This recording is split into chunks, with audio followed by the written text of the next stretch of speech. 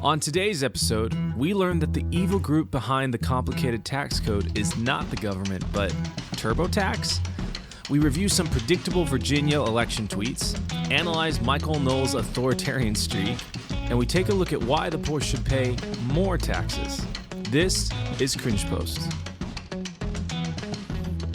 Hello, friends, and welcome to the Cringe Post podcast. My name's Britt. And I'm Donald. And we're here to take on those online takes that you might see throughout your day, but you don't quite know how to respond to. We take them apart, and we show you just why they're so cringy.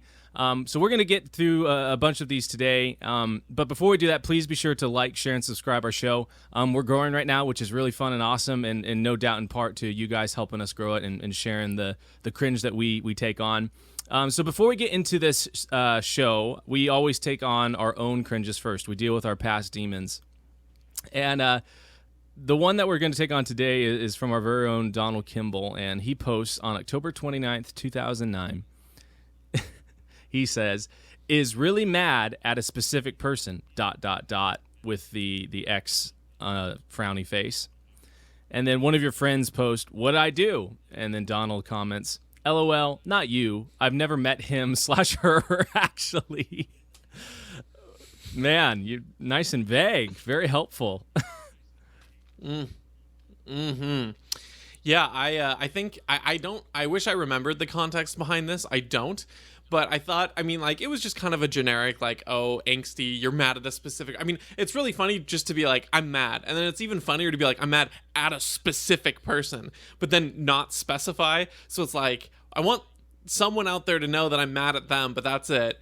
And then the response of, what did I do from some rando? And then me admitting I'd never met the person. So some online acquaintance that I don't remember.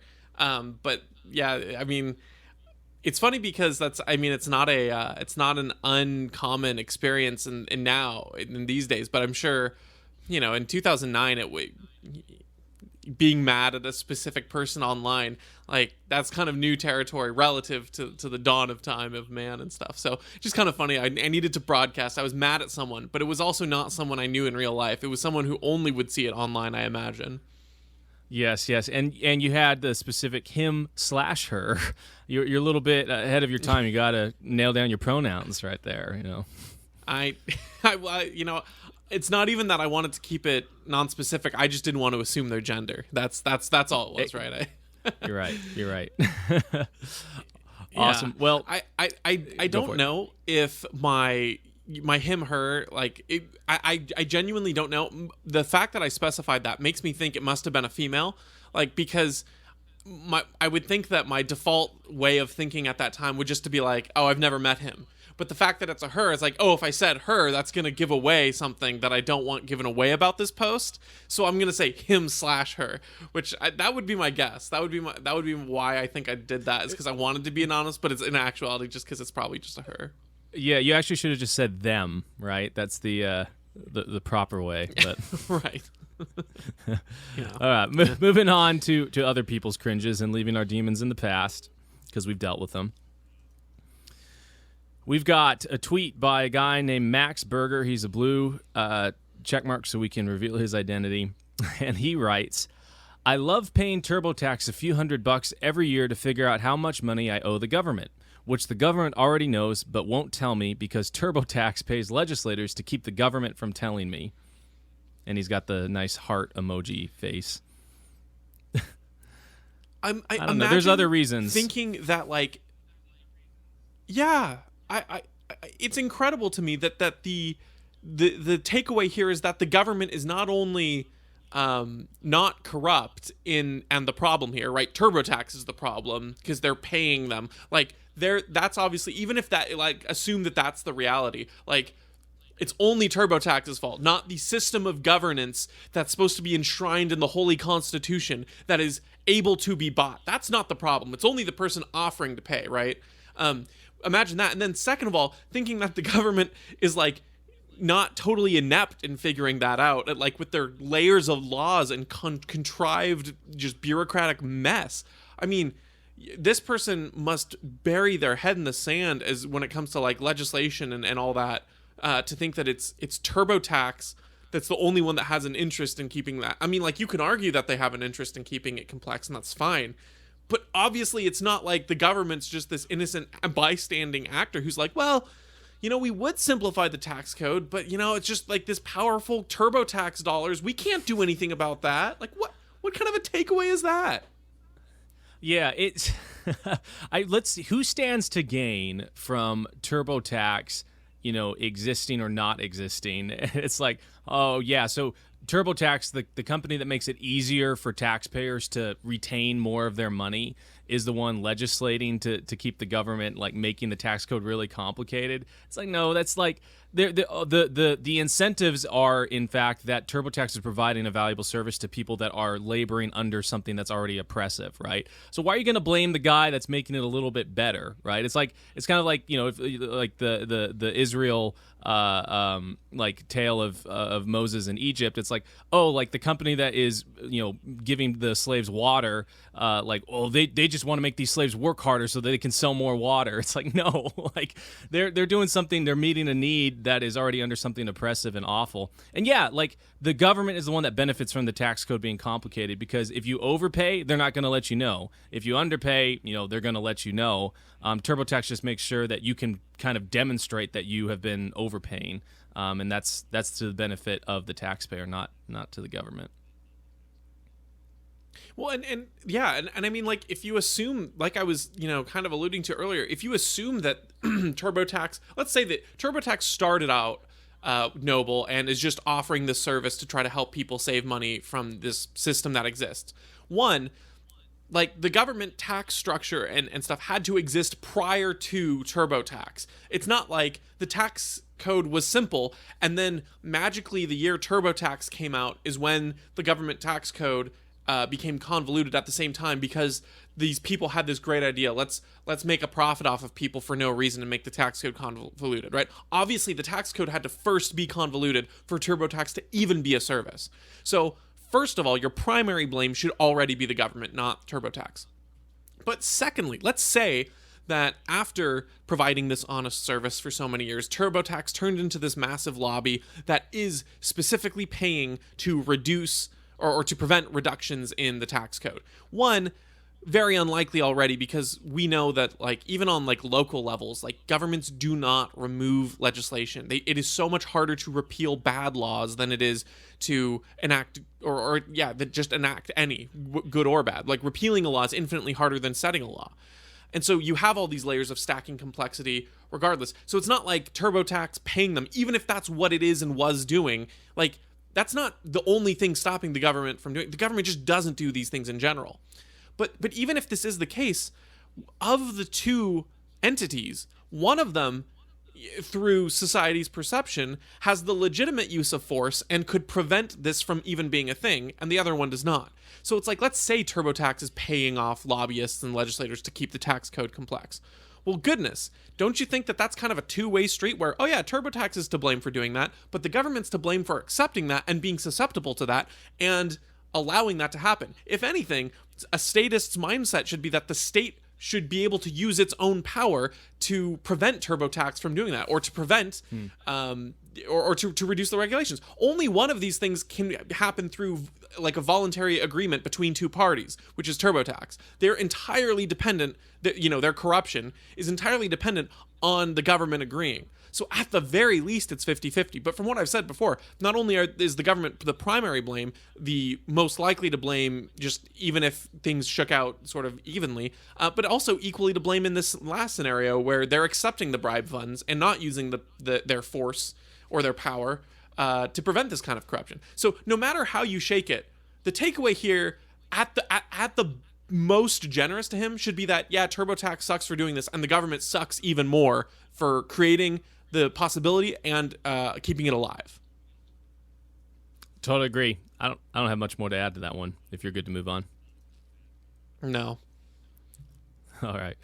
Our next one comes from someone on Twitter, and this is regarding the Virginia elections that just happened yesterday or 2 days ago. And they write, if Republicans win in Virginia tonight, let's all scream voter fraud, cry for audits, and watch the GOP suddenly defend election integrity. real original take. I haven't seen this one posted up and down social media every freaking second. What a clever post. What a very funny analysis.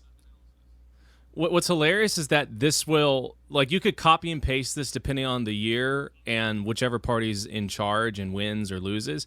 Like, with 2020, or all the other years leading up to it and after it, the Republicans were saying the same thing, like, oh well, if the Democrats win, like, I don't want to hear anything about election integrity, about 2016 and the Russians. It's like it's kind of like that. The whole thing with like Thanksgiving and Black Friday. It's like I can basically, like, I would bet my left hand, like, chop it off if this doesn't happen, but like someone is going to post, isn't it ironic that after Thanksgiving we celebrate, by going to Black Friday and trampling? It's like, oh dude, every year I see this and we all know this is ironic, so just stop. Yeah. Well, and not only is this just like a super unoriginal take, like you said, it's totally bipartisan. It's not like this this is just, it's not even in your Thanksgiving and Black Friday example. It's just like the static example. The funny thing is with this, it's dynamic in that both parties claim it both different times of the year, different elections. I mean, Stacey Abrams was saying that it was voter suppression that prevented her from being the governor.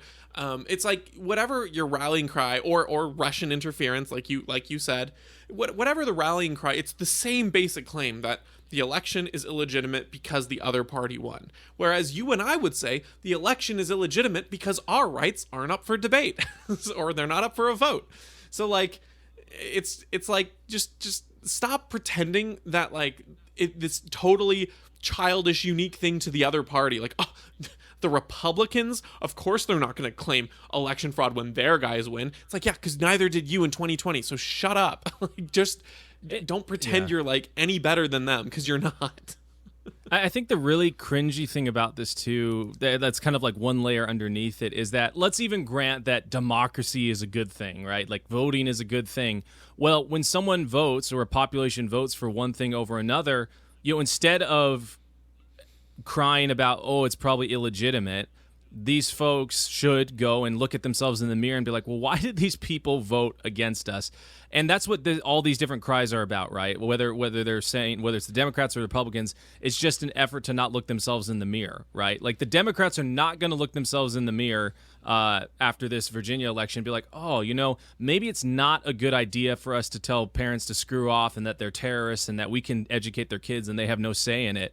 They're not going to look themselves in the mirror and think that's a losing message. They're going to say, well, like this is, illegitimate, or it's racism or whatever, because at the end of the day, they can't blame anyone. They don't want to blame themselves, is what I'm trying to say. And that's where all of these different takes kind of stem from and gets us into this nice cycle of rinse, repeat. Yeah, I will say, when I was looking for takes, because I did want to hit the election here, I found this thread and there wasn't any one tweet that would have been punchy enough for it to work. But I wanted to bring this up because it was a really funny interaction where it was, again, a very basic interaction with someone saying how Youngkin won and blah, blah, blah. And then someone replying. And yeah, I think the original tweet was something along the lines of what you said, where it was like, maybe Democrats shouldn't call parents like inept and not in charge of their children and yada, yada. And then there's this angry reply about how that's not the takeaway, and it was, just a terrible like you're a terrible racist and white supremacist for supporting Youngkin, and the other guy shoots back, and they're just going back and forth. It's very low brow stuff, which is fine. But what cracked me up is they're having this argument, and when the person on the left can't respond to the points made by the other person, not that they were great, but she couldn't respond. She went to well, you're just a white supremacist racist. And then they go back and forth. And then the other guy on the right calls her some name. I don't remember what it was. It was some like, it wasn't like a super profane, but it was some insult of some kind. And she replies like, oh, name calling now, are we? And he kind of rightly points out, you called me two worse things up ahead just for supporting Youngkin. It's just like, well, any Trump voter supporter is racist or fascist. And it's just really funny that the level of dialogue is so bad when it comes to these things that they're not introspective, and they double down. They're like, like, man, maybe calling parents like racists for not wanting to teach their children to view everything along ideological racial lines. Maybe instead of telling them that, maybe we should examine ourselves. No, they're doubling down. They're saying, no, you're a racist, and that's why you don't agree with me. And then getting mad when they call you a name. It's kind of like the whole, like, let's go Brandon thing, where, I see so many outraged blue check marks be like, how did we get to a place where people are saying F Joe Biden? And then, like, you look 2 years ago and they tweeted F Trump. It's the exact same thing. And it's just really funny because they're not going to learn from this, like you said. Yeah, that's why this all doesn't work, right? It's all just a power grab. It's not actually about the people's will or whatever they claim. They just want the power. All right, moving on to our next one. We've got someone tweeting at is Jontron show, is he verified? I guess I just said his name, so it doesn't matter. Oh, yeah. But Jontron show posted an article kind of doubting the vaccines, and this person replied to him and said, John, for freak's sake, I'd take the vaccine even if it was at 50% effectiveness. Doubting just for wanting to doubt and being contrarian ain't worth it. Man, and this was like just recently. Yeah. I could get it if this was like back in January. Oh no, yeah, well I know, that's what I mean. Jontron so he's a very popular YouTuber. He mostly does comedy stuff, and he'd gotten in trouble about saying some like comments about immigration. I honestly don't remember. It was very overblown for what it was, and he kind of stayed out of the political sphere after that. He got semi-canceled by people, but he came back and people were fine, whatever. But then he posts these sort of like making fun of all of this, trust in the vaccine, because I don't remember what he posted an article that was showing something very, very demonstrably false claims about the vaccine, and he said just trust the science or whatever. And I love this one because like this user, you can't see their name or their profile picture, but I mean, I don't have definitive proof, but you got to know they're like 14 or 15, because like that's probably a fan of his, because he does comedy stuff on YouTube. I find him funny. He does a good time, but he's gonna have a younger audience in general. And the way that this is written, John, for freaks in like parentheses sake, like I'm not gonna cuss either, but the difference is I'm not gonna like put like for freak's sake in like brackets, like I'm like substitute. I don't know. Something tells me this person's like 15 and they're like, doubting just for wanting to doubt and be contrarian ain't worth it. Like, you have any experience in now? Like, what a terrible thing to say too. Like, doubting, like, just blindly agree to it, you idiot. Don't doubt for its own sake. Don't question the narrative. What are you talking about, man? It's just not worth it to try to like find and pursue truth in this life. Just buy it, whatever they tell you. Yeah, it's these folks, and we've heard a lot of people say it, and maybe you're right. This person is like 15 years old, but people used to not have any issues doubting and scrutinizing the big pharma, right? You look at Pfizer and Moderna and the billions of dollars in settlements, and then the literally 100,000 people killed by Merck's Vioxx, a drug, and all these things. So people used to like really scrutinize these guys. And then suddenly, because the right political person says, ooh, we need to trust this and we need to do this, and if you don't do it, you're a bad person, all of that scrutiny and all of that doubt that's healthy goes out the window, and we should just trust these folks. Oh, and by the way, they're totally immune to any lawsuit you might bring against them, if you get hurt by this vaccine that has only been out for, available to the public for about 9 months. It's like, this is, if there's any time for doubt, this is kind of it, right? Like, you've got an actor that stands to benefit by selling you something that might not work. You've got a government that really likes to have a lot of control and is trying to force that down on you. There's a bunch of questions that are not been answered. And then there's a lot of testimonies and anecdotal evidence that people are getting hurt by this. Like, what do you mean doubting for doubting's sake? Like, you're doubting because there's a bunch of things that are, you can't see, and it makes a ton of sense. And it's really funny, not just this person, but everyone else that's like, well, you just got to trust the science. It's like, okay, trust the science, like back in Galileo's day, where they said that the sun orbited the earth. Like, science changes. That's the whole point of it. The only reason science works is because there is doubt. Yep, exactly.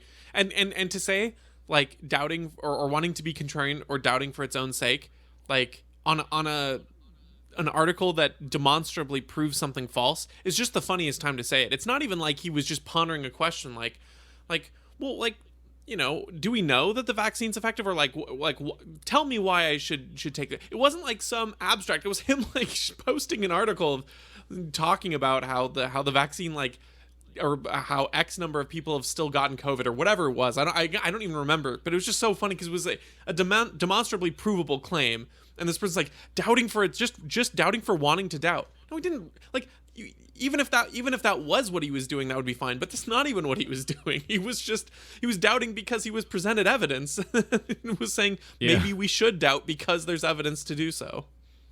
Yeah, absolutely. All right, moving on to our next one. We've got this person, and it looks like they're posting on LinkedIn, and they write, "While you carry a purse, she carries a 65-pound rucksack. While you shop with your girlfriends, she cleans her rifle with her battle buddies. When you wear heels, she wears her combat boots. Instead of the makeup that you wear on your face to make yourself look pretty, she paints her face for camouflage. While you kiss your husband goodbye for the day, she kisses hers goodbye for the year. Don't forget about the women who serve." And it's got a picture of 3 women in uniform. Oh, brother. It's kind of just like, I mean, there's nothing. And it's a dude that posted wrong it with it. Yeah. It's like, yeah, but like maybe we shouldn't be like elevating the station in the first place. Like, I don't know. I don't have like some lofty critique of this and like tearing apart why this, you know, furthers, you know, U.S. hegemony or, you know, imperialism or whatever you want. I just thought it was just kind of cringy, just kind of like almost like taking away like this, like, women shouldn't be feminine. You need to appreciate them when they're, you know, in combat boots too. And it's like, well, I guess, but I'd also prefer it if we weren't sending soldiers overseas to drone, whether they're male or female. Whether, you know, I don't know. It just kind of made me laugh a little bit, and I wanted to throw it in to see if you had any good thoughts on it. Yeah, what struck me the most cringy about this, and I had to look it up just to make sure, but basically less than 300 women in the armed forces are, you know, in combat, active duty combat, and the way this dude like portrays it is like, you know, she paints her face with camouflage. It's like, man, like, you're trying to like, okay, like, all respect, like, I think women are amazing. I'm married to one. I have a mom. Like, they fulfill some of the most important roles in society. They raise children. They do business. My wife is a fantastic business person at a really huge company here in Seattle. You know, they're fantastic people. Like, you don't have to like say like, ooh, they lie about them dressing up in camouflage and doing all this stuff for them to be honored. Like, women and normal people are amazing for doing the duties that they do each day because they do them. And sure, there's a lot of courage that goes into being a soldier, like tons, more than I probably have, more than a lot of people have. But at the same time, and you kind of referred to this, like, I don't want to have like a lofty take on you know, U.S. imperialism and our needless wars and everything.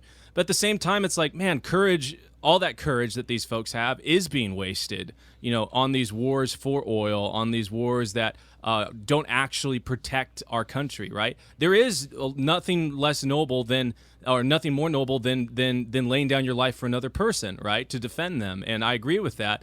But the fact is all of our wars in the Middle East are not to do that. And it's been clear that they haven't been for a long time. And majority of the wars that we fought have not been for that. And so that's what's just so cringy to me about this is like, oh, like, we have to, you know, they put on camouflage and they put on their combat boots and they clean their rifle. It's like, yeah, they do some of that stuff, but don't make it out to be like, you know, for every man fighting in the field, there's another woman fighting in the field, because that's just not true. And that's not to downplay, you know, these women's work or anything like that, but it's just cringy. Like, the guy, like, is, I don't know, maybe, I guess this would be the definition of what the kids call simping, maybe, I don't know.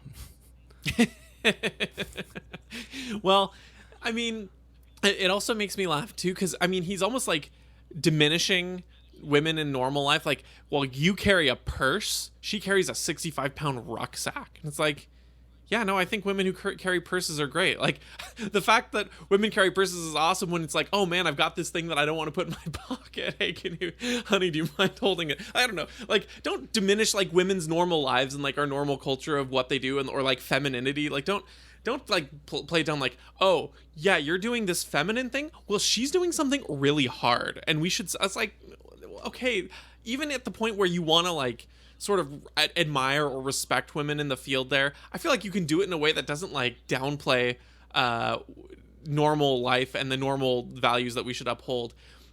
I always feel kind of two ways about, you know, giving credit and honor and respect to the troops, because like I said, or like you said earlier, where like it takes more courage than you or I probably have to do that sort of thing. And like when it is in service of a good end, like defending your fellow man, like that is the most noble, brave, honorable thing. And I totally agree. But you also have to be so careful because of the way that the government runs the military, to like make it into this hero worship thing where it can do no wrong. Because at one point, it goes from sort of praising the ground soldier who sacrificed his life for his friends and his combat buddies or whatever, who is noble and honorable. But then what happens when the guy who survives climbs through the ranks and then knows better about weapons of mass destruction and lies before Congress and tells everyone that we need to invade there, in a foreign country, right? And then you've created more. You know what I mean? So it's like, I don't want to take away anything from the active duty people who are just doing what they think is right and like are trying to defend, you know, their country and their fellow countrymen. I think that is an honorable instinct and a noble thing. But like, when we valorize it to the point where we can't say that there's anything wrong that the military does, that's when it becomes dangerous. And so this is just sort of another piece in the countless sort of they can do no wrong. But this one, of course, a little more intersectional. So I thought it was funny. That's all. I liked it. Yep. All right. Moving on to our next one. So we've got a tweet and quote retweet here. So this lady writes, "Libertarian influenced Republicans tell the wokesters, you can live your way, just allow us to live our way. To which the woke respond, you must live our way or we will punish you." And then Stephanie Slade, blue checkmark, writes, "Finish the thought. Sohab Omari, I don't know how to say the name, is your preferred alternative to say the same to them." And then I think this is the cringe you were trying to get at. Michael Knowles from the Daily Wire writes, yes. "Broke, you can live your way, just allow us to live our way. Woke, you must live our way or we will punish you. Bespoke, live the right way or you will be punished," with cool guy shades. And this is very, very, very Michael Knowles. Like, he really doesn't like, he calls libertarian Republicans squishes. And I just think libertarians should be libertarians. But he thinks that Republicans' problem is that they don't use the power that they've got to make changes in the world and the United States that they should.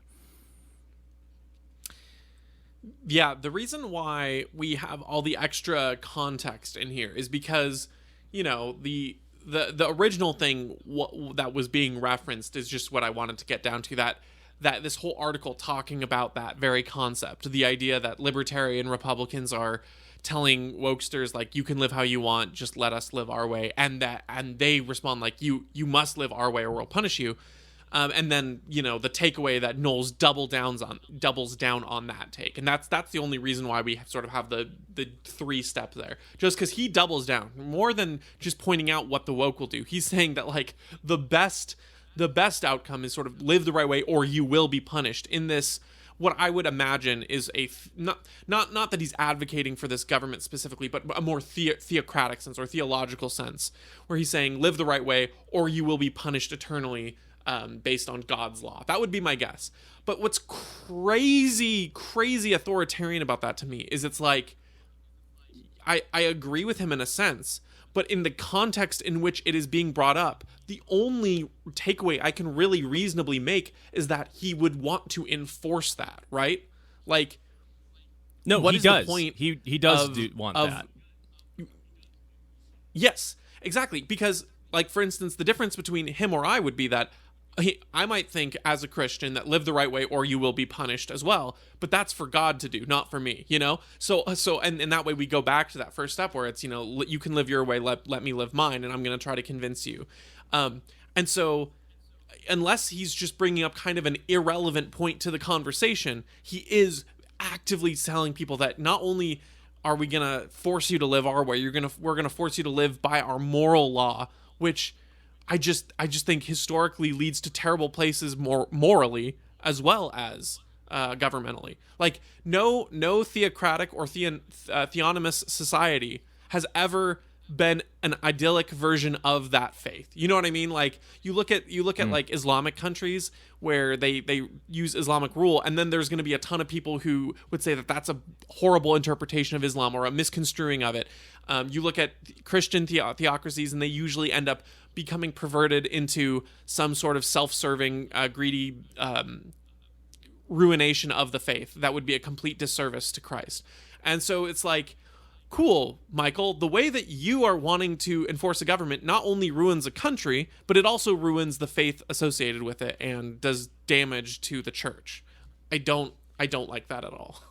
Yeah. Michael's thing is that he just can't envision a society without government. Like unfortunately, whatever school he went to really got in his head, and he's like, well, what happens? He literally is the embodiment of who will build the roads, or how will we have police or keep rule of law, without government. And having that bedrock of his like ideology means that he's forced to make these arguments, because he literally will say, I'm not against vaccine mandates. I'm just against mandating this vaccine.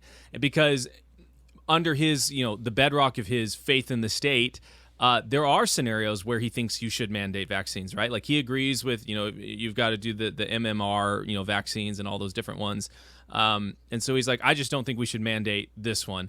The problem, obviously, with his take, it's like, dude, that is only good for as long as you are in power, right? The second you're out of power, like all of the stuff that you don't like about right now today, where they're trying to do the vaccine passport and all these things, it wasn't Obama who set it up. It was George W. Bush who set it up. This whole entire national surveillance state apparatus that they put up for the war on terror is now going to be mobilized for, what they're calling the war on terror. Us, the terrorists that don't want to get vaccinated, or libertarians, that various government officials have referred to us as terrorists. So it's like, man, like, it's only good for as long as you hold power. And if a system is not scalable and it's not transferable, and you can't have it in people are not going to be alive unless certain conditions and people are in power and are met, then it's not really a sustainable system in any shape or form. Right. And just to compound that point, OSHA was created by a Republican, President Nixon. And that is, of course, the means by which President Biden seeks to require employers to have vaccinated employees. So just compounds your point there. But yeah, again, nothing super intricate to take down. I think it's pretty self-apparent in how bad this take is and how just grossly authoritarian and creepy it is to me.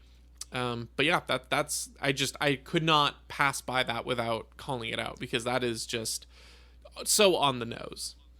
Yeah, it's unfortunate, man, because Michael's got some really good stuff on certain things, and like he's definitely got like a really good handle on like why you should live a specific way. Like, why is monogamous marriage a good thing? And he's got really good points for that. Where it becomes bad is when he's like, well, we need to enforce this on everyone, and it's like, dude, like you won't get anywhere with that. You get way further when you use your lines of logic and scripture and all these different ways to convince people. It sounds kind of voluntary, right? It's like the best way to get the result is voluntarism. It's not authoritarianism, but maybe he'll come around someday. Completely agree. All right, speaking of the Daily Wire, our next cringe is a video cringe of several Daily Wire guys. So I'm going to play that here for you.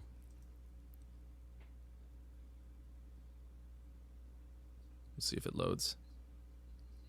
I was screaming at the television when he's talking about taxes, because what he is saying is so obviously asinine. When he says that rich people don't pay their fair share in this country, that is just an abject, disgusting lie. It is a lie. The top 10% of income earners in this country pay all net taxes, not some of the net taxes, all of the net taxes, because net taxes are defined as what you pay into the government minus what you get back from the government. So if you get back from the government more than you paid in, this means that you were not a person who paid net taxes into the government. Only the people at the top of the spectrum are paying net taxes in this country. All of the net taxes in this country. Yeah. When he says they're not paying their fair share, the only thing he means by they're not paying their fair share is it should be nearly all of your income goes to the federal government. And when he says things like, I'm not going to tax anybody who's making under $400,000 a year. He is lying to you through his teeth. When he says I'm going to tax corporations, corporations are not human beings for purposes of taxes. The money that would have been passed on to you via income is being taxed up here. That money is now being withdrawn from the system and taken away from you. Corporations are going to have to raise prices in order to deal with the taxation effects. When he says that I'm going to tax all of these rich people on their capital gains taxes, what do you think those rich people are going to do rather than put their money in the stock market where they get taxed on capital gains? They're not going to put their money in the stock market. So what happens to your 401k if you're a union member or a teacher's union member? What do you think happens to all the other 50% of the population who are invested in the stock market right now? And what happens to the businesses that hire you when Joe Biden decides that your boss needs to be taxed out of existence in order so that he can determine where the dollars go? This jackass who's never created a single job in his entire life. The people who don't pay their fair share in this country are the poor. We need to raise taxes on the poor. I'm not joking. I'm not joking. The poor in this country pay zero. The lower middle class in this country pay net zero. So we have a group of people who pay no taxes, a group of people who pay no net taxes, a group of people who pay all the net taxes. And his argument is that it's category 3 who don't pay their fair share. Fair share means your percentage of taxes. We've determined that there are some people who shouldn't pay any percent of taxes. The only fair taxing system is one in which everyone pays. You know, if you're like me, you're like sitting there waiting for the. I mean, I obviously knew this ahead, but you're like waiting for the cringe. You're like, okay, Ben Shapiro he's making good points. He's correct. Yeah, the way that this tax system is absurd. Yep, Biden is lying. He's horrible on this. Absolutely. How is this a cringe post? And then Jeremy pipes in, and you think, is this a joke? And that's why I think Andrew Klavan and I think Michael Knowles start laughing. He's like, it's not a joke. And you're like, holy crap. Talk about getting the wrong takeaway from that. Oh, are you still there? Hey. Oh, yep. Cool. I think we're experiencing some delays there. But yeah, I totally agree with you on that. It's it's like man, like, certain people are robbed more than others, and the takeaway is not, ooh, maybe we should have people stop being mugged and robbed. It's like, no, like we need to make sure the people that aren't getting mugged and robbed are mugged and robbed even more. They got to do their fair share of getting mugged, and it comes off. It doesn't serve any purpose in any good way, right? It alienates all sorts of people. And it just makes him look like an elitist fool, which is just, it's just really cringy. Well, and there's so many different things to think about. The first thing I'll point out is, of course, this was like the antithesis of the response of the great Ron Paul when asked on the debate stage, nearly 50% of Americans pay no like federal taxes or whatever. And what do you think of that? And he goes, well, we're halfway there then, like that's the kind of response that you want. That is the fantastic, perfect amen answer. But instead he's thinking, oh, we better tax the poor. So obviously, I mean, that was just such a funny contrast. But if you think about it from not even an ethical, moral level, but just like on a practical level, what is the purpose of that? Like, all you do is push people into further cycles of poverty. Since one thing I will admit, like if I believed that taxation was an ethical thing, I understand the idea of a graduated income tax, because the percentage of money you pay impacts you more or less, right? Like if a billionaire gets taxed at 50%, that's a lot of money, right? But that he has a lot of money and can reasonably live. If you make $5 a day and you get taxed on 50% of that, even though it's such a smaller amount, that's way more proportionally devastating, right? Because economies have prices that are set, and if you have more money, even if it's the same percentage, you're much better off. So as far as like the proportional, I understand why people want graduated income taxes and things like that, because from that level it makes sense. Unfortunately, taxation is just unethical because the government should have no right to take anyone's money for any reason. That being said, so like all you do is push people in the lower margins further into, struggling to bring themselves out by imposing more taxes on the poor who don't pay taxes or whatever. So that doesn't do anything.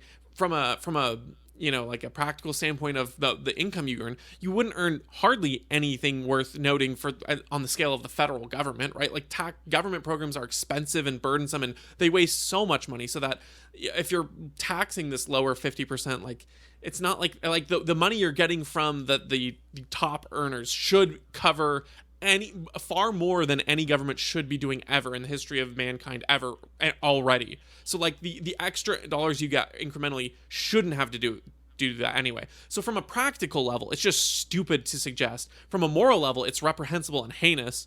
And from a principled level, it's just like just a complete wrong take. Yeah. And what I love about like big tax or big government Republicans is like, Jeremy Boring is making this point, and like if you went and asked him, you could literally ask him like, well, should low income people pay more in taxes, and he'll say yes. And then literally in the next breath, you could ask him, well, do you think our government is a good steward of the money that we give them? And he would probably say no. And it's like, oh, like how can you hold both of those ideas at the same time, right? Like, if you don't believe that the government, no matter what shape or form it is, whether it's Republican or Democrat or anything in between, is able to spend our money well and is able to invest it in the right places, and Jeremy Boring should know that because, he's a business owner himself, why in the world would you ever want them to take more money and resources from other people? And like you were saying, like Ron Paul, like we're halfway there, right? Like it's 50% too many that are paying taxes at that point. And that's where all these folks, and it's kind of like goes back to the Michael Knowles deal we were talking about earlier, however these folks were raised or whatever schooling they had, like the indoctrination of we have to have a government, we can't have anything without a government, like really got to them. And so that kind of basis in their foundational belief is what causes them to have this cognitive dissonance, because it's kind of like it's almost like the law of gravity towards them. Like everything that they look at from a political lens has to be looked at with that in mind. And so they aren't able to entertain other types of, morals or principles or things that, it can't be consistent because of that. Yeah, it does strike me that contradiction of the other thing is like they'd say, should we reduce taxes? Should we lower taxes? And he'd probably say yes. But then you're talking about raising taxes on a whole subset of people who have zero taxes at this point. So you really don't care about lowering taxes. You only care about lowering taxes on certain people. And it's funny because, again, I will agree that lowering taxes is a good thing in general. I mean, you should lower it to zero, but also from the sense that you want to incentivize people to climb tax brackets, to become more productive and things like that.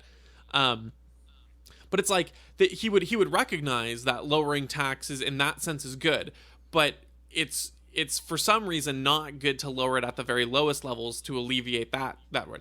You might argue like, oh, you tax them, they just want to stay in the the bracket that doesn't pay taxes. They don't want to get a job to a point where they're starting to pay taxes, and it's like, okay, well that sounds like a good argument to reduce taxes then for that upper level. How about instead of imposing lower taxes, why don't we raise or drop the taxes on those higher brackets instead? How about we eliminate those? How about we, but what, like you said, it's this whole mind frame and this worldview where they can't accept that train of thought because it defies a government existing ethically or at all, because it would be inoperable. And it's just like crazy to think that like the government in general would need taxes. And so I think because of the fact that it would be such a little amount relative, that's what makes this all the more creepy. Is he's not making it from an argument, from a standpoint of like the government needs to raise taxes.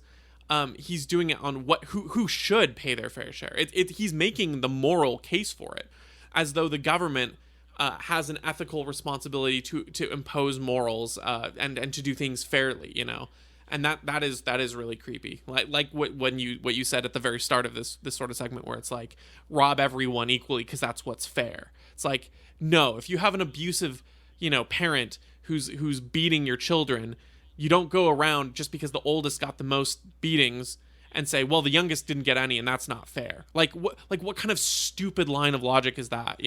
It helps no one, and it's doing justice to a thing that is inherently unjust. So there's no fair way to do it. There's no just way to distribute something that is in and of itself unethical. Yeah, and I think this, like, this cognitive dissonance that we're seeing, like with these guys at least, both Michael Knowles and Jeremy Boring, is very indicative of why people feel that regardless of whatever party gets into power, that things stay the same. Because these folks don't have a principled stance. They have a belief that, well, we know what is right, and we are going to make that happen, regardless of the means of what it takes to do that, right? And what these people fail to understand is that, if you get rid of like the ethics of means, and you're willing to do whatever it takes to get you to your specific end, it turns out that kind of the ends and the environment that creates are basically the same, regardless of whatever type of end framework you're trying to work towards.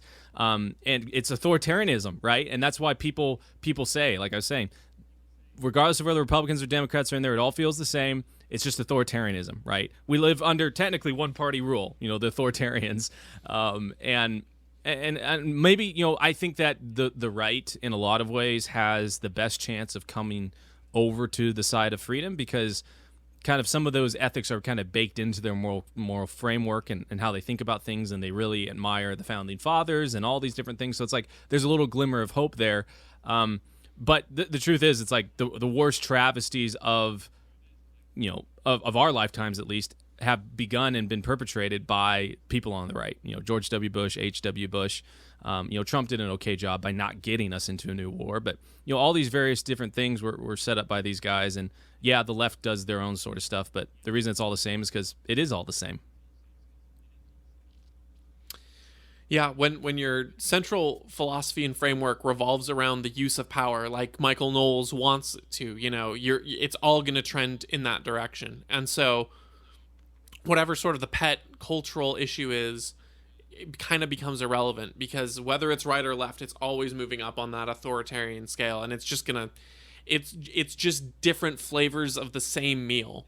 And that's all it ends up being. It's like maybe these 4 or 8 years you have to pay a higher tax if you're in a lower tax bracket, and then this 8 to 4 years you have to pay a higher tax if you're in this bracket.